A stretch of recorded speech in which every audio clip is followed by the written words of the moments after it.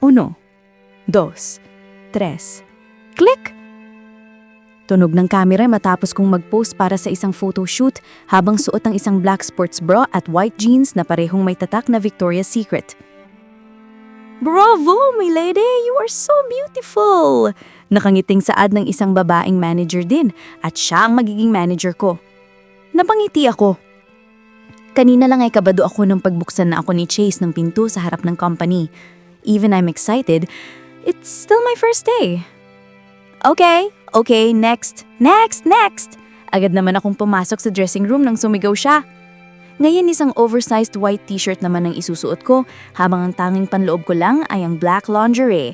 Wala akong suot na pambaba, only undergarments. Pagkatapos kong maisuot yun ay lumabas ako at agad naman akong nilapitan ng dalawang bakla at inayos ang buhok ko sa isang messy bun. Hindi na kailangang ayusan ang mukha ko dahil maganda na naman at ako. At namay ka pa na ako kanina ng isang light makeup lamang.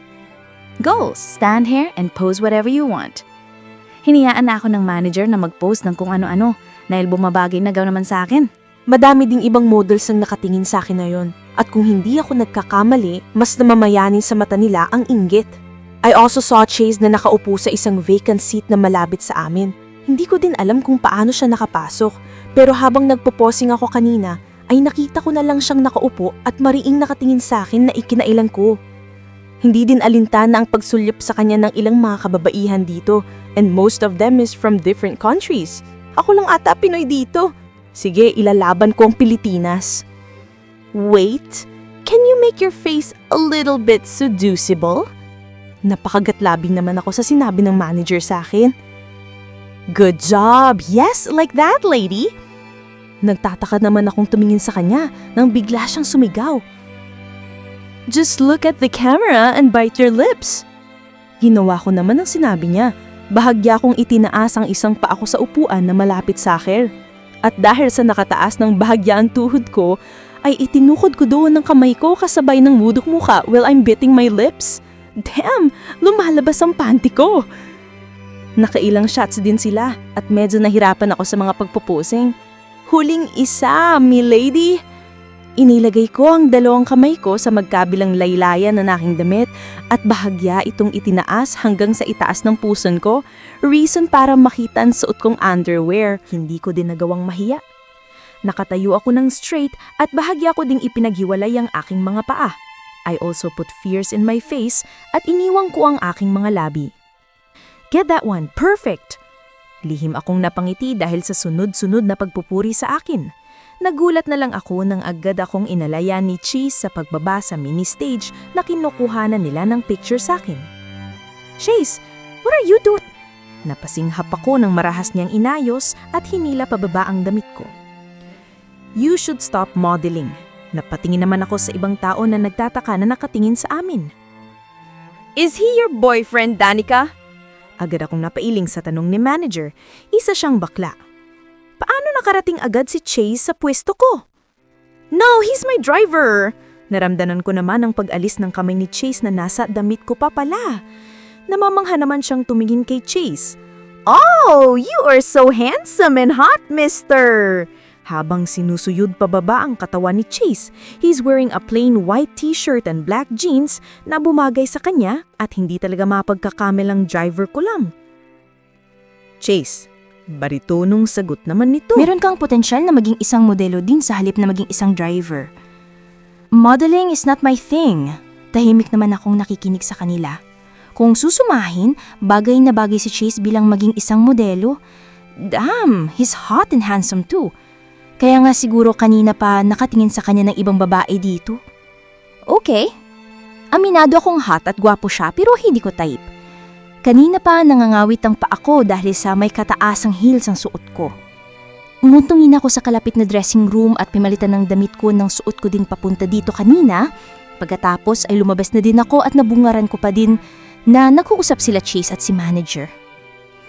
See, but if you want to be one of our model, just tell me. Tumingin naman siya sa akin. Your driver is a Greek god, Danica. Niwingiti na lang ang ibinigay ko sa kanya. And that's for today. You can go home and 8:30 tomorrow, Danica. Nagpasalamat naman ako sa kanya at ngumiti. Hindi pa man ako nakapag-ayos ng sarili nang agad akong hinila ni Chase palabas ng kinaroroonan namin. Chase, yung gamit ko! Mahina ang ngulit pasigaw kong anya sa kanya. Why is he acting like this? Hindi pa nga weeks nang makilala ko siya. Nasa kotse na. Ayoko pang umuwi. Naikatinigil naman niya. What? Wala ka nang gagawin dito? Do you really want to see those boys fantasizing your body? Mahina ang ngumit pasigaw niya ding anya. Ha? Walang lalaki doon. Wala naman talaga. Bakla mayroon. Mayroon at halos halayin ka na nila sa isipan nila. Bahagya naman akong napaisip. May lalaki pala doon, maliban kay Chase at sa bakla. Ang photographer naman kasi namin ay babae. Tumingin ako sa kanya, nasa parking lot na kami ng building. Ba't ka parang galit? Sabay alis ko sa kamay na hawak niya. Huminto naman siya sa pagkakaladkad sa akin. Why? Parang ang laki-laki ng problema ang dala niya habang sinasaad niya sa harapan ko iyon. Ba't ikaw parang galit? Sinabi niya pa kanina na dapat huminto na lang ako sa pagmamodel. I just want to protect you. Paano kung aabangan ka ng mga lalaki na nandun kanina at mukha pa naman silang masamang tao? Napangiwi naman ako. Tapos, modeling ito, Chase. Nagtataka kong tanong dahil hindi ko siya maintindihan sa mga ikinikilos niya. Madami din namang ibang babaeng model doon na. At mas may magaganda pa nga sa akin doon eh. Can't deny their beauty too. Sinamaan niya ako ng tingin. I'm serious. Oh, tapos. I don't like that. Kasabay ng pagdikit niya ng katawan naming dalawa. Jeez! Napagkatlabi naman ako dahil may ibang napapadaan na napapatayin sa gawin namin. Stop biting your lips. Do you want me to kiss it? Sunod-sunod ako napailing sa sinabi niya. Naguguluhan ako sa kanya at bakit ganito na lang siyang biglang kumilos sa akin. For Christ's sake, he's just my effing driver. Parang boyfriend ko naman siya atang umasta. Okay? Ang weird ko, baka maka-protective lang siya, bato po. Malapit na malapit ang katawan namin, even our faces. Sinubukan ko siyang itulak pero mas hinigit niya lang ako sa kanya. I know what you're thinking. That I'm only your driver, that I'm acting like this? Iniiwas ko ang mukha ko dahil hindi ko kayang makita ang mga mata niya. Pakiramdam ko ay nababasa niya ang anumang nasa isip ko. Yes, so let me go. May nakakatingin. Chase, madiin kong anya. Sinubukan niyang hulihin ang tingin ko pero naging mailap ako. Sinabi din ba sa'yo ni Papa na gawin mo din ito? No! Napatingin ako sa kanya at agad na sumulubong sa akin ng mga mata niya. Then why are you doing this? Halos hindi ko na marinig na sabi ko dahil natatakot ako na sa sobrang lapit namin ay magkadikit na ng tuluyan ng aming mga labi. Bumaba ang tingin niya sa bahagya kong nakaawang na labi at muling bumalik sa mata ko. Sobrang lapit ko na sa kanya. Naiinis ako kapag hinahawakan niya ako. I don't know. Mangha naman akong napatingin sa kanya. Wow, hindi niya alam? Yes, Danica, I'm just your driver but kalaunang saad niya. Halos naamoy ko na din ang mabango niyang hininga. But what? Hindi ko mapigilang tanong. Kitang-kita ko kung paano niya itaas ang isang sulok ng labi niya, forming it into a smirk. But from now on, I'm not just your driver, Danica. Madiin niyang saad tsaka tuluyang pinaglapit ang labi naming dalawa. Nalaki ang dalawang kong mata at halos napatulala. He kissed me! Oh my God! Hinalikan niya ako! Sinubukan kong kumalas pero sobrang higpit at mas hinihigpitan niya pa ang kapit niya sa akin. Impit kong pagproprotesta nang sinubukan niyang ipasok ang dila niya sa loob ng bibig ko.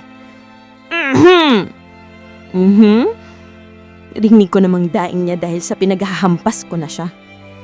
Nang tuluyan niya na din akong lubayan sa pagkakahalik, ay agad ko siyang sinuntok sa dibdib kaya napaatras siya at naging dahilan ng pagkakawala ko sa hawak niya. Masama ko siyang tiningnan.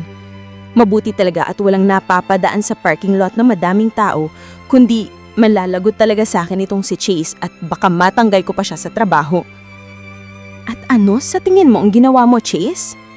Nagbubuyos kong saad. Damn, he stole my second kiss. Ang unang halik ko ay noong ikinasal ako kay Clark at yun na din ang naging huling halik ko. Kissing you? Parang gusto ko siyang sampalin.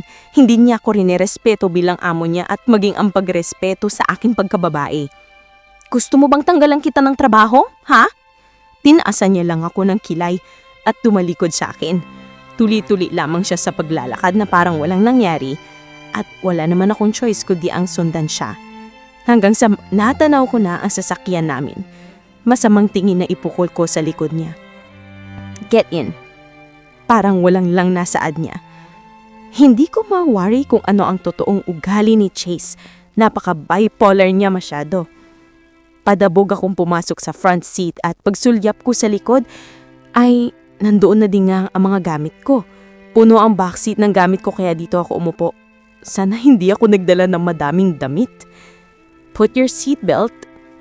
Rinig kong sabi niya nang makapasok na din siya sa sasakyan. Hindi ko siya sinunod at wala akong balak na sundin siya. I said, put on your seatbelt, Danica. Pag-uulit niya marahil, napansin niyang hindi ko siya sinunod. Nanatiling nakatingin ako sa harapan at walang kibong, iniisip ang nangyari kanina. Gusto ko sana siyang sampalin pero hindi ko naman nagawa. Hindi ko ipagkakailang hanggang ngayon ay nararamdaman ko pa din ang labi niya sa labi ko. I told you, from now on, I am not just your driver, Danica. Agad ko naman siyang hinarap na nakatingin din pala sa akin. Bakit? Pagtatanong ko sa kanya, driver pa din kita, Chase, at sinisweldohan kita. Mariin kong pagpapaalala sa kanya, then wag mo akong swelduhan. Napapantis ko lang, napatingin ako lalo sa kanya. Ano ba ang gusto mo? Stop wearing revealing clothes and a fucking lingerie, Danica, or else I will taste your body, even you like it or not. OMG! Nagmodel pa ako, no? Or else what, Chase? Hindi ko alam pero tila naghahamon ang naging tono ng boses ko. Bahagya siyang numisi, I will taste your body, even you like it or not. Nanlaki naman ang mga mata ko dahil sa sinabi niya. Hindi ko napigilang hampasin ang dibdib niya pero nagsisi ako at parang hindi lang naman siyang naapektuhan noon. Masama ko siyang tiningnan, manyakes, mahina ngunit pasigaw at madiin kong anya. Anong karapatan niya para sabihan ako ng ganon? Manyakes na kung manyakes, sa'yo lang naman ako lilingkis.